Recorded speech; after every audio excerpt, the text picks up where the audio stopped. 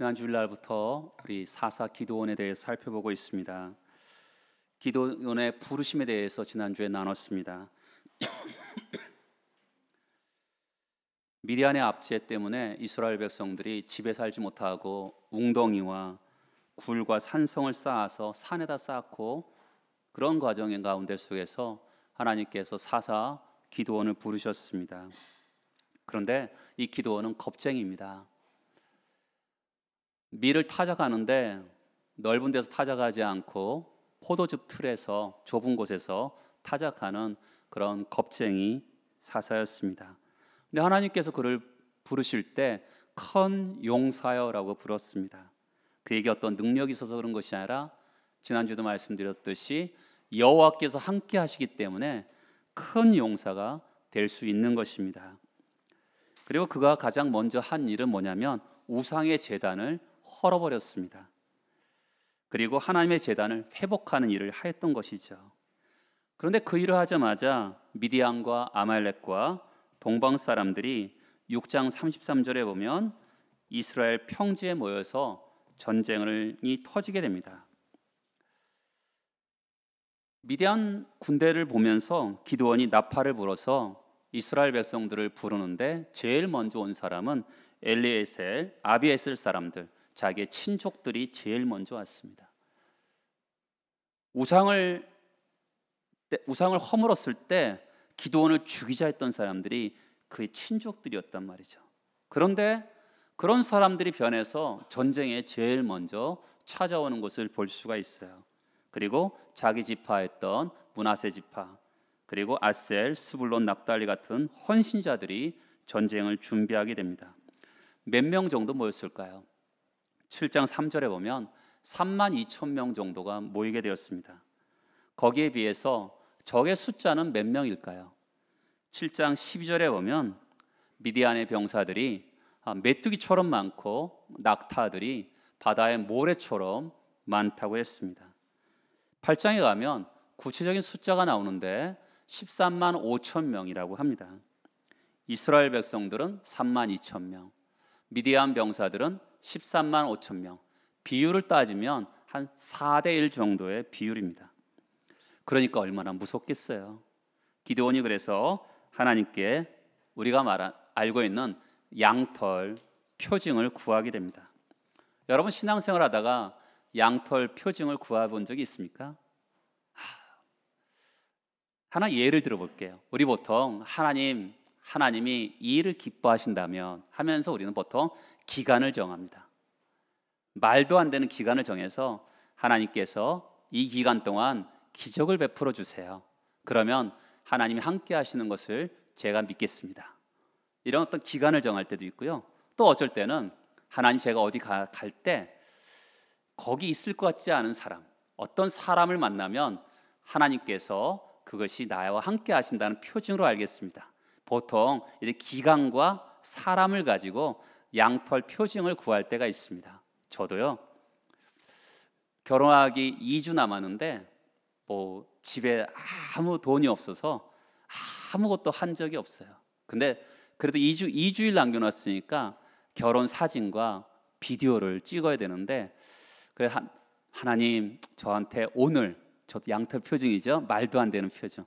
오늘 그 사진과 비디오를 할 수 있는 돈을 주세요. 아버지한테도 나올 수도 없고 아무한테 나올 수도 없는 거죠. 근데 갑자기 전화가 왔어요. 제가 잘 아는 권사님한테 전화 왔는데 권사님 기도해 주세요. 제가 이렇게 사진과 비디오가 필요한데 이렇게 기도해 주세요. 결혼 2주 남았어요. 그랬더니 권사님이 그래 내가 해줄게라고 하셨어요. 정말 하나님께서 제가 기간을 정했잖아요. 하나님이 기뻐하시는 결혼이라면 정말 주세요라고 했더니 정말 나와 함께 하시는 것을 보여주셨어요. 그때만 제가 양털 표징을 구했냐? 그렇지 않아요. 제가 신학대학을 다닐 때도 종종 양털 표징을 구했는데 그때 외에는 들어주신 적이 없어요. 여러분들 어떠세요? 여러분들도 각자 양털 표징을 구해본 적이 있었을 겁니다. 그런데 어떤 때는 들어주시기도 하고 말도 안 되는 건데 들어주실 때도 있고요. 어쩔 때는 말도 안 되게 그냥 들어주시지 않을 때도 있어요. 근데 오늘 기드온이 양털 표징을 구하는데 어떻게 됐냐면 하나님, 땅은 젖지 않고요, 양털만 젖게 도와주세요. 이렇게 기도했어요. 그랬더니 38절에 보면 그대로 된지라. 하나님이 헛웃음 칠만도 하고 또한 코웃음 칠만도 하고 한숨을 쉴만도 하는데 그대로 되게 해주셨어요. 더 웃긴 게 뭔지 아세요? 기드온이 38절에 보면 양털을 가져다가 짜봐요. 정말 물이 묻었는지 짜봐요. 그 물 한 그릇에 담아주는 모습을 보게 되죠. 기드온이 또 정점을 찍습니다. 하나님, 이제 반대로 하면 안 될까요? 그렇잖아요.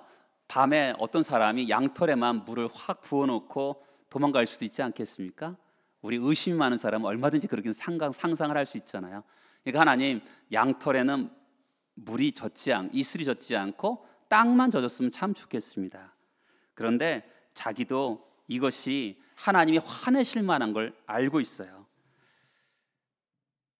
39절에 보면 주여 노하지 마소서. 하나님이 화내실 것 같으니까 하나님 노하지 마세요. 우리도 그렇잖아요. 어쩔 때 자꾸만 질문을 던지고 또 질문 던지면 하나님 화내실 것 같으니까 하나님 노하지 마시고 좀 들어주세요 라고 할 때가 있는데, 그때도 하나님이 어떻게 하십니까? 6장 40절에 보면 그대로 행하십니다. 정말 우리는 질긴 인생이잖아요. 그러면서 주저하고 또한 머뭇거리고 불순종하는 그런 인간을 큰 용사로 설정하셔서 어떻게 하시냐면 설득해 가는 거예요. 내가 너를 큰 용사로 만들어 가겠다. 이렇게 머뭇거리고 불순종하는 인간을 하나님 설득해 가시는 것을 보게 돼요. 우리도 마찬가지죠. 하나님의 큰 사랑에 우리가 매어 있잖아요. 그렇죠? 매어서 하나님의 큰 용사로 일어나는 여러분 되시길 축복합니다. 여러분 1절에 보면 기드온과 이스라엘 백성들의 상태를 보게 돼요. 두 가지의 양털 표징을 경험했는데 이들의 마음 상태는 어떻게 되죠? 큰 기적을 봤으니까 의기양양하고 용사로 드러나야 되는데 그렇지 않아요. 1절에 보면 하롯셈 곁에 진을 칩니다. 이 하롯셈이라는 것은 뭐냐? 하롯이라는 것은 뭐냐면 3절에 보세요. 두려워 떠는 자, 이 표현이에요. 그러니까 하롯이란 뜻은 두렵고 떨고 공포스러운 뜻을 가지고 있어요.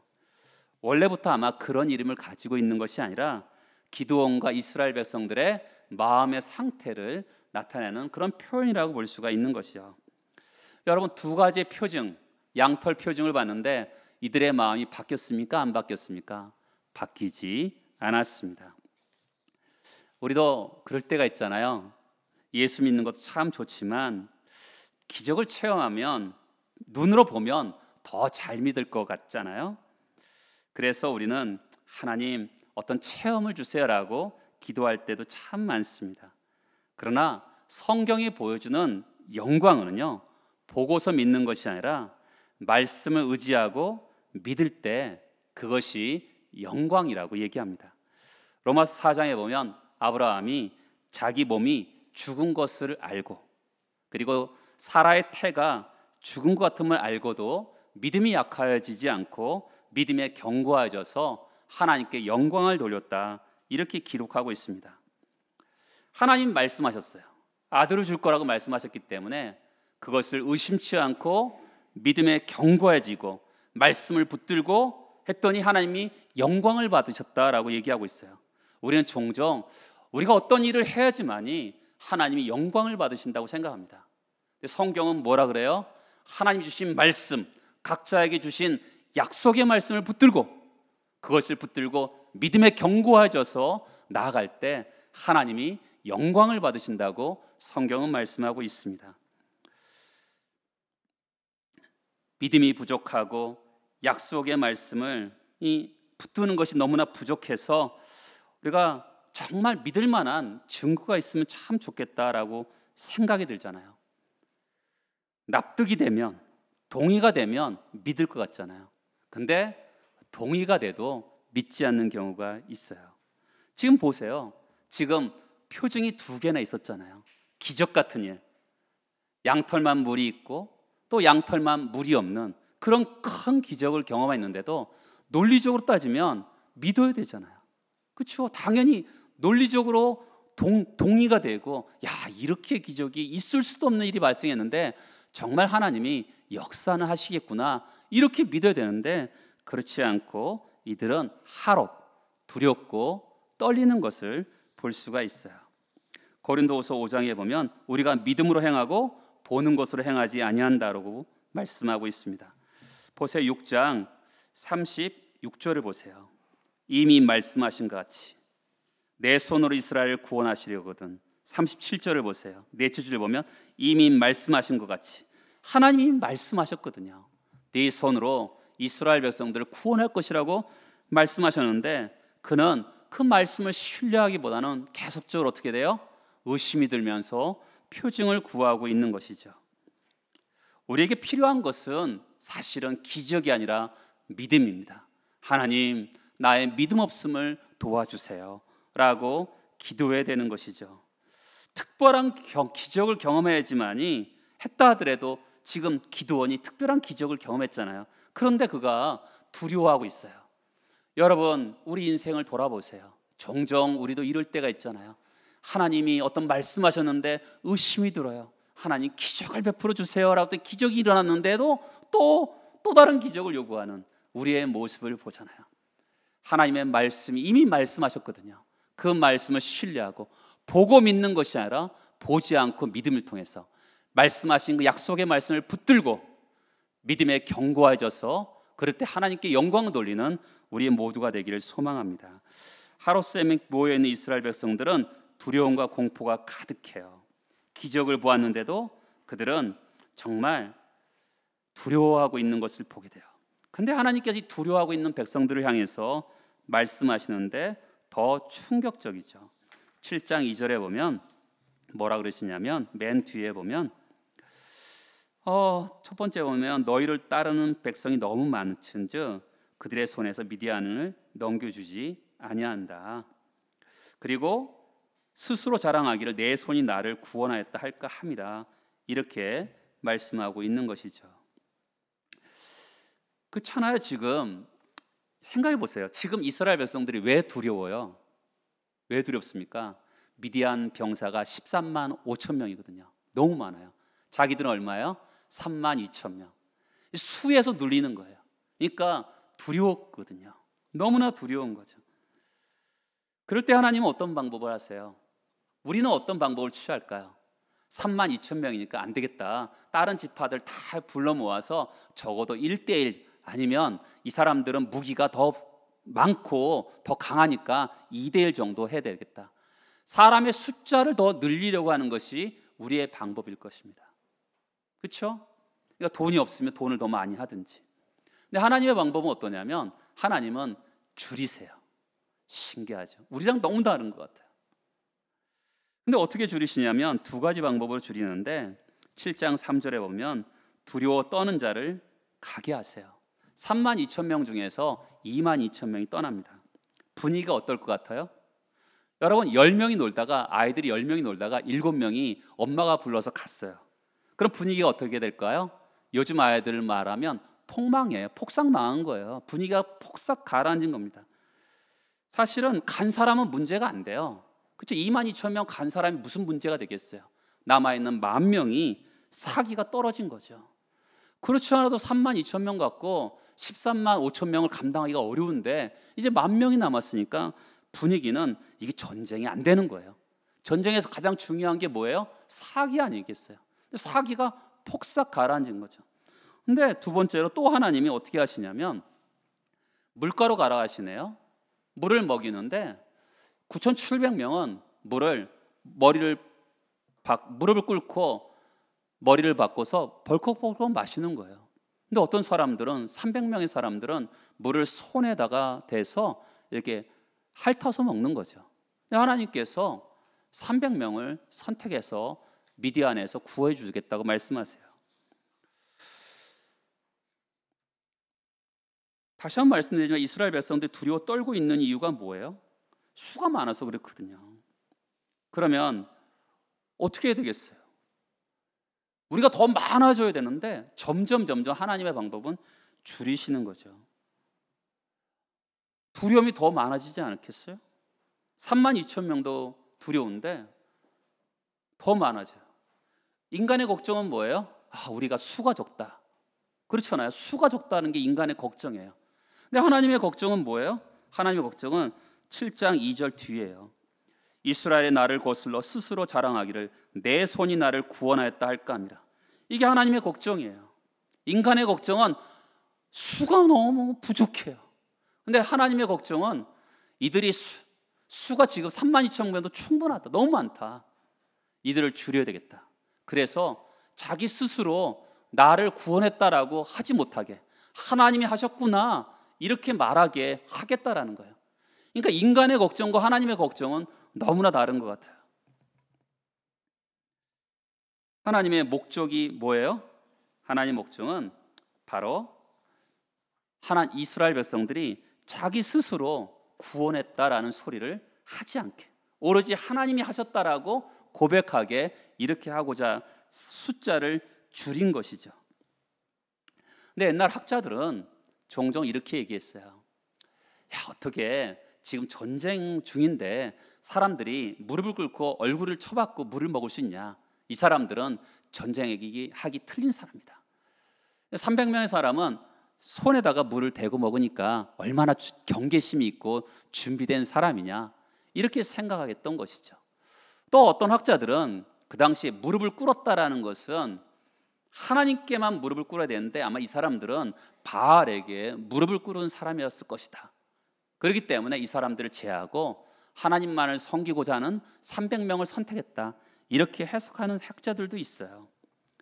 그런데 우리가 성경에서 보면 알 수 있듯이 하나님은 어느 쪽을 선택했냐면 숫자를 작은 쪽을 선택했을 뿐이에요. 어떤 근거는 없어요. 숫자를 작은 쪽을 선택한 거죠. 왜요? 하나님이 하셨다라는 증거를 나타내기 위해서 숫자를 작은 쪽을 선택한 거예요. 사람은요, 틈만 있으면 어떻게 되냐면 자기를 자랑하고 자기를 높이려고 하는 성향이 있어요. 어머니 모태에서부터 죄로 갖고 태어났기 때문에 우리는 제일 중요한 죄의 경향이 뭐냐면 자기를 높이는 거예요. 하나님께서 우리를 높이고 영화롭게 할 때가 있잖아요. 근데 그것을 기다리지 못하고 자기를 높이고 자기를 자랑하는 그런 것이 우리에게 있어요. 그걸 뭐라 그래요? 교만이라 그러죠. 종종 이럴 때가 있거든요. 우리 인생에 수많은 사람들을 많이 보잖아요. 어떤 사람이 승리의 영광을 경험했어요. 근데 그 사람들이 곧바로 어떻게 돼요? 대부분은 곧바로 나락을 걸어요. 정말 타락하든지 망해가는 모습을 많이 보게 됩니다. 왜 그렇죠? 자기가 했다고 자기 자랑을 하고 자기를 기뻐하고 자기를 높이는 사이에 망해가는 거예요. 근데 그런가 하면 하나님을 높이는 사람들이 있거든요. 어떤 상황 가운데 속에서 그 승리를 하나님이 하셨다고 고백하는 사람들은 망하지 않아요. 겸손이죠. 하나님은 지금 13만 5천 명과 300명, 이 비율은 말도 안 되는 거죠. 한 1%나 될까요? 말도 안 되는 비율인데 하나님께서 하셨음을 이들에게 보여주기 위해서 숫자를 줄이시는 거죠. 여러분, 이런 일은 기도원에게만 있을까요? 성경에서만 나타날까요? 아니에요. 여러분과 저의 삶 가운데 있어요. 지금 이 이런 것은 13만 5천 명이지만 우리 가운데 속에서 불가능한 일이 있잖아요. 불가능한 일을 만날 때가 있어요. 그때 우리에게 하나님이 뭘 얘기하시냐면 하나님이 하셨구나, 우리를 통해서 하나님이 역사하셨구나, 이런 자리로 우리를 데려가시는 거죠. 그렇죠? 그러면 제가 옛날에 읽었던 책의 이름으로 여러분들에게 설명하면 벼랑 끝에 서는 용기라고 할 수가 있어요. 하나님은 우리를 종종 쉴만한 물가로 푸른 초장으로 인도하실 때가 있어요. 근데 하나님 때로는 우리를 보장되지 않고 정말 안전하지 않고 정말 쉽지 않은 어려운 자리로 우리를 데려가실 때가 있어요. 절벽 끝에 딱 세울 때가 있어요. 지금이 그렇잖아요. 13만 5천 명과 300명의 이 자리는요, 절벽 끝에 있는 거예요. 죽으라는 거예요. 인간의 눈으로 보기에는 두려워 떨 수밖에 없고 죽으라는 거잖아요. 이런 순간이 우리에도 있단 말이죠. 그때 해석되지 않죠. 하나님 왜 이렇게 하셨을까? 이해되지 않고 어떻게 보면 감당할 수 없는 자리인데 그 자리에 하나님이 우리를 세우실 때가 있어요. 그때 하나님은 살아계신 분이잖아요. 신실하신 분이잖아요. 그 하나님을 신뢰하면서 그 자리를 버텨내는 거죠. 그때 하나님 정말 살아계심을 우리에게 보여주실 거예요. 하나님 제일 싫어하는 게 뭔지 아세요? 그게 출애굽할 때 이스라엘 백성들에게 모세가 한 말이에요. 그들이 가나안 땅에 집도 없고 딱 엄청난 어떤 적과꿀이 흐르는 땅을 얻게 되거든요. 그때 이스라엘 백성들에게 이렇게 얘기해요. 두렵건대 내가 마음에 이르기를 너의 능력과 너의 손의 힘으로 이 모든 것을 얻었다 할까 함이라. 하나님이 아브라함과 이삭과 야곱에게 약속하신 그 가나안 땅인데 들어가서 내 손과 내 능력으로 했다 이렇게 할까 봐 하나님이 걱정이 된다는 거죠. 여러분 생각해 보세요. 이스라엘 백성들이 자기들이 다 했다 그러겠어요? 여러분 우리도 어떤 일을 한 다음에 하나님이 다 하셨다라고 하지 않는다 하더라도 하나님이 50%, 하나님이 80% 정도 하셨고 나도 20% 했지 보통 그렇거든요. 근데 하나님은 그러기를 원하시지 않으세요. 하나님이 다 하셨습니다 이렇게 고백하기를 원하시는 거죠. 그러면서 우리를 벼랑 끝에 몰아두는 거죠. 그래서 하나님이 다 하셨다고 나는 일말에 1%도 한 것이 하나도 없습니다. 하나님이 다 하셨습니다라고 고백하기를 원하시는 거죠. 에베소에 보면 너희가 그 은혜로 말미암아 구원을 얻었나니, 그렇죠? 믿음으로 구원을 얻었나니 이것이 너희에게서 난 것이 아니요 하나님의 선물이라. 그렇게 하고서 뭐라고 하냐면 이는 누구든지 자랑하지 못하게 하려 함이라 이렇게 합니다. 죄에서 구원받는 거 스스로 할 수 없는 거다. 하나님의 은혜로 얻은 거다. 너희들이 1%도 한 것이 없다. 그래서 너희들이 구원받은 거 너희들이 자랑할 것 하나도 없다. 하나님이 다 하셨다고 이야기하고 있는 거죠. 성도의 제일 중요한 특징은 뭐냐면 자기를 향한 자랑이 무너지는 거예요.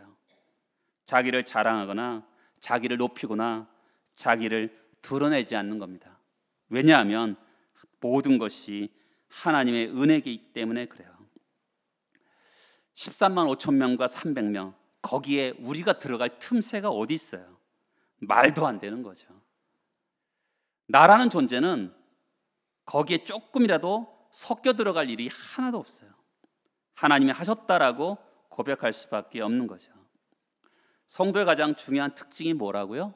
자기를 자랑하지 않는 겁니다.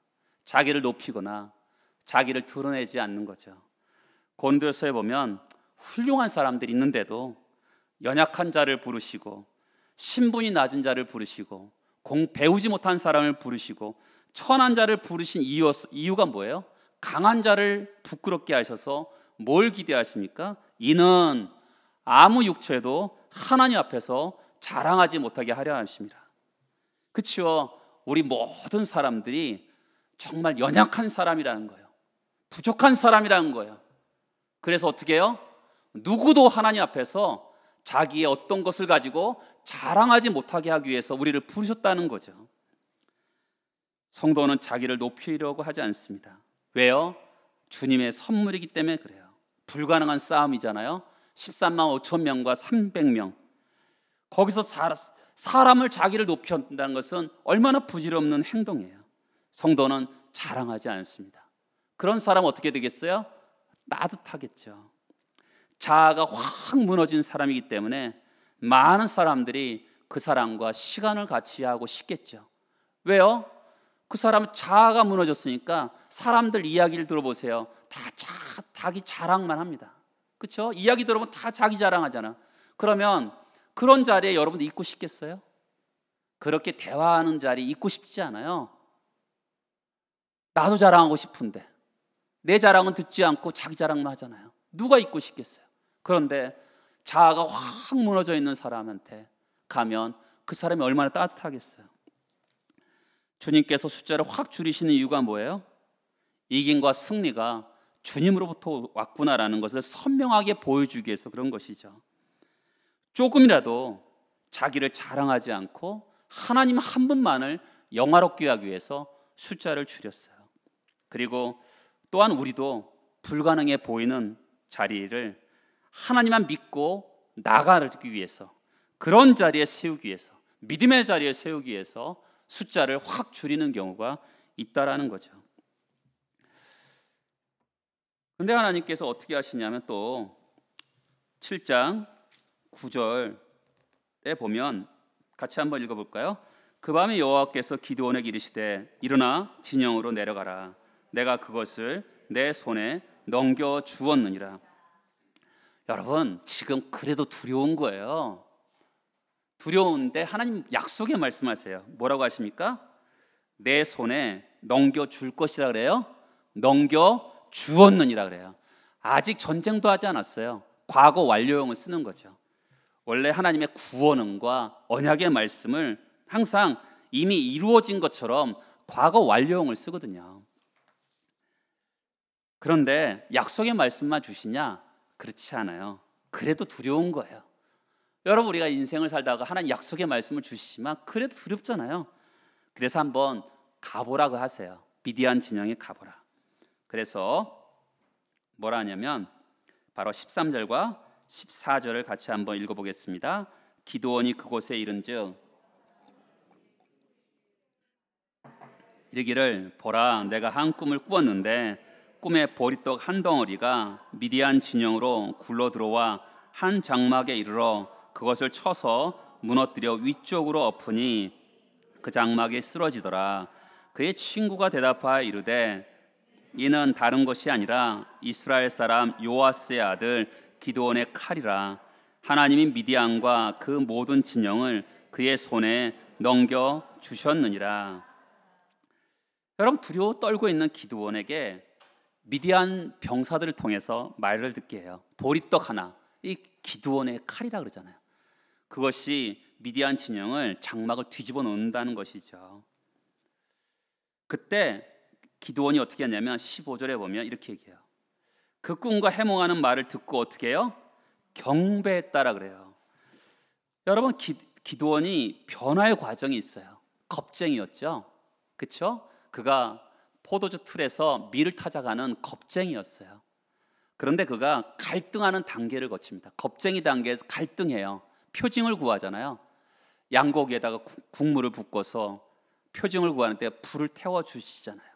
그리고 양털에 표징을 주잖아요. 사람이 갈등을 하면 하나님께 표징을 구하게 돼 있어요. 겁쟁이에서 갈등을 해요. 그 다음에 어떻게 합니까? 순종의 단계를 거치죠.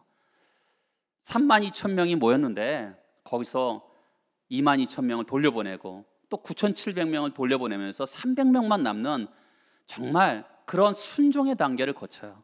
그 다음에 이 경배했다는 단어가 뭐냐면 바로 어떤 거냐면 그들이 하나님 앞에 완전하게 굴복할 때 쓰는 단어를 쓰고 있어요. 그러니까 하나님 앞에 지금 나는 이제 완전하게 순종하겠다는 자세로 경배했다, 이런 표현을 쓰고 있는 거죠. 그러면 기드온이 하는 말을 보세요. 15절 맨 뒤에 보면 여호와께서 미디안과 그 모든 진영을 너희 손에 넘겨주셨느니라. 근데 이 말을 누가 했어요? 그 미디안의 병사 친구가 해요. 14절 뒤에 보세요.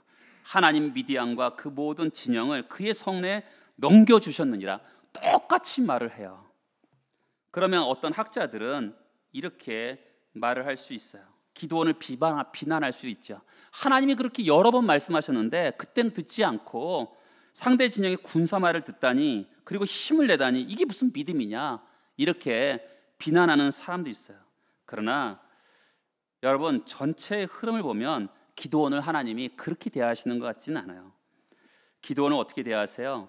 굉장히 불편해하는 기색 없이 그 기질대로, 그 생각대로, 그 생긴 그대로 기드온이 어떠함을 잘 아시고 눈높이를 맞춰가면서 그를 일꾼으로 삼아가시는 하나님의 선하심을 우리가 보게 되죠.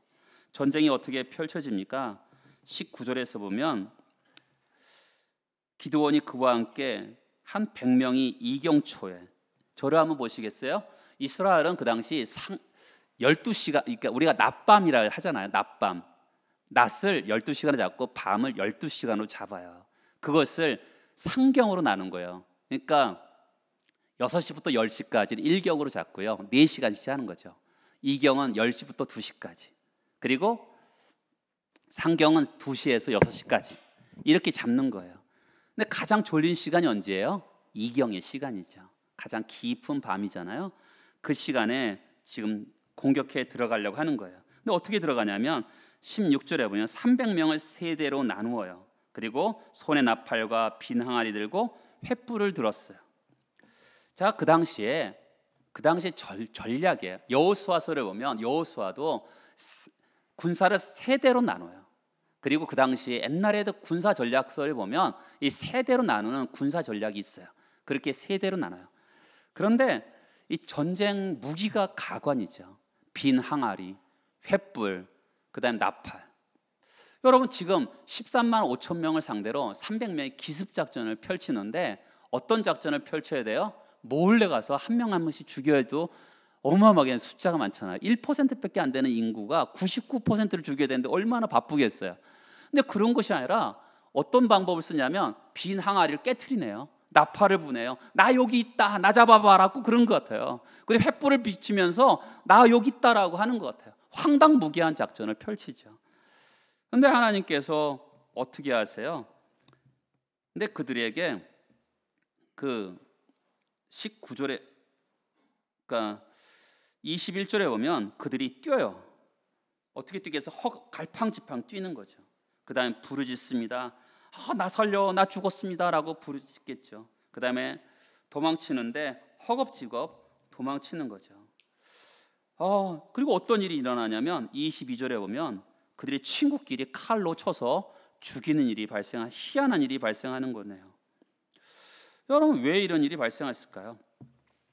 성경에 보면 아말렉과의 전쟁에서도 이런 일이 발생해요. 그리고 세계 전쟁사를 읽어보면 자기들끼리 죽이는 일이 종종 있었어요. 그런데 중요한 것은 뭐냐면 아까 미디안 병사가 지금 두려워 떠는 것을 보게 되잖아요. 사기가 저하됐어요. 사람이 두려우면 어떤 일을 못 하겠어요.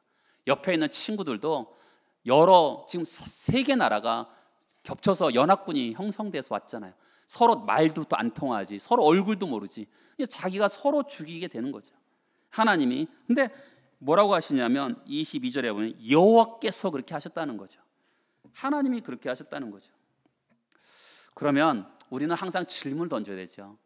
기드온 때는 이런 일이 있는데 나의 현실에는 일어난 일이 어떻게 이런 일이 일어날 수 있을까? 전혀 없을 거야. 그렇지 않아요. 매일매일은 일어나지 않는 하더라도 우리 삶에 결정적인 자리에 이런 일이 일어날 수가 있어요. 어떤 자리죠? 13만 5천 명 같이 엄청난 환경과 문제 앞에 300명밖에 안 되는 우리의 현실이 있어요.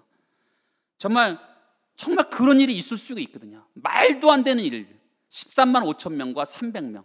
나는 너무나 초라한데 상대의 역사는 너무나 커. 너무 위험해. 너무 한계 커.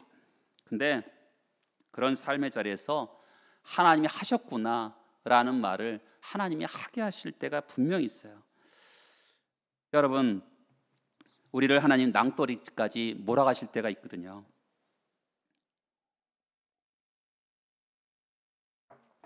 그런데 그때 응답을 하면 어떻게 되죠? 13만 5천 명으로 300명이 이기는 사건을 우리가 경험하게 돼요. 그런데 우리가 만약에 순종하지 않으면 어떻게 될까요? 낭떠러지 같은 환경에서 순종하지 않으면 어떤 일이 일어날까요? 성경에만 있는 이야기가 되는 거죠. 이런 믿음의 세계에 난 들어가 본 적이 없게 돼요. 한 번도 경험하지 못하는 세계가 성경에 있잖아요. 그런데 내가 믿음의 세계 안으로 쑥 들어가면 하나님 말씀에 순종하고 말도 안 되는 환경이지만 벼랑 끝에 서보지만 조금만 더 가면 무너질 것 같지만 그 자리에 서게 되는 것이죠. 그러면 오늘 말씀을 경험하게 되는 거예요. 종종 우리는 이런 어려움이 발생하면 어떻게 될까요? 돌아가요. 너무 큰 어려움이 발생하면 도망갑니다. 심지어는 교회를 떠나기도 하고 신앙생활을 하지 않게도 돼요. 근데 그렇지만 어떤 분들은 이런 어려움이 발생했을 때 교회는 다녀요. 그런데 만약에 제가 오늘 설교하잖아요. 여러분 삶의 가운데 13만 5천 명으로이지만 상대의 너무나 크지만 적은 수로 있는 여러분의 현실 가운데 속에서 300명으로 이길 수 있습니다. 그렇게 말하면 어떨까요? 마음속에서 설교를 들으면서 목사님, 되는 사람도 있고 안 되는 사람도 있어요. 이렇게 반응할 수도 있죠. 목사님, 아무리 그렇게 설교해도 하나님이 안 해주셨던데요. 이렇게 말할 수도 있죠. 이러면서 삐딱한 사람들이 있을 수가 있어요. 그런데 돌아가지 말고 한번 믿음으로 한번 가보세요. 하나님이 말씀하셨다면, 우리 인간의 생각이 아니라 하나님 말씀이죠. 그 말씀 앞에 절벽에 떨어지면 죽는 것밖에 더 하겠어요. 그래서 순종하면서 가보는 거죠. 그러면 하나님이 정말 절벽 끝에서 보게 될 거예요. 전에 지금 13만 5천 명과 300명이 싸울 수 없는 거, 절벽 끝이잖아요. 죽으란 소리잖아요. 그런데 하나님이 결국 승리하게 하시는 것을 보게 되잖아요. 우리 삶에 이런 역사와 영광을 드러내는 것을 보게 되는 순간이 있어요. 전쟁의 이김은 숫자도 아니고요, 무기도 아니고요, 여호와께로부터 오는 거죠. 불가능한 일 같았는데 하나님의 역사를 경험하게 되는 거예요. 믿음은 순종하는 자에게 이김이 있어요. 순종해 보지 않은 사람은 들어가 보지 못하는 세계예요. 절대로 들어가 보지 못하는 세계입니다. 성경에만 있는 이야기고 어떤 믿음의 사람들만 경험하는 세계거든요. 한번 붙들려서 주님이 하셨습니다라고 고백하는 일들이 참 있었으면 좋겠어요. 전쟁에서 이겼는데 누구까지 이기냐면 7장 마지막에 보면 오렙과 스웹을 이겨요. 이사야에서 보면 이 이야기가 나옵니다. 아수를 치는 예를 들면서 오렙 반석에서 미디안 사람을 쳐 죽인 것처럼 그렇게 아수르를 쳐 죽일 것이다. 이렇게 예언할 만큼 이 사건은 유명한 사건이에요. 아무리 탁월한 용사라 하더라도 여호와의 말씀에 순종해서 끝까지 가는 하나님의 사람을 이길 수가 없는 거죠. 오늘 기드온이 우리에게 보여준 것처럼 300명으로 도무지 말도 안 되는 것을 하나님 믿음으로 순종했더니 하나님이 이겼더라. 정말 하나님 말씀하셨는데 아무것도 없는 우리에게 가나안 땅을 주시고 많은 복을 값없이 주셨더라 하는 간증이 우리에게 있기를 소망합니다. 이김과 영광이 나타나는 거죠. 하나님 말씀하셨잖아요. 그분이 책임지시는 인생, 그런 인생을 살아내는 여러분들에게 한 분 한 분의 복이 있는 그런 삶을 살아내는 은혜가 있기를 소망합니다. 다 같이 나와서 기도하시겠습니다.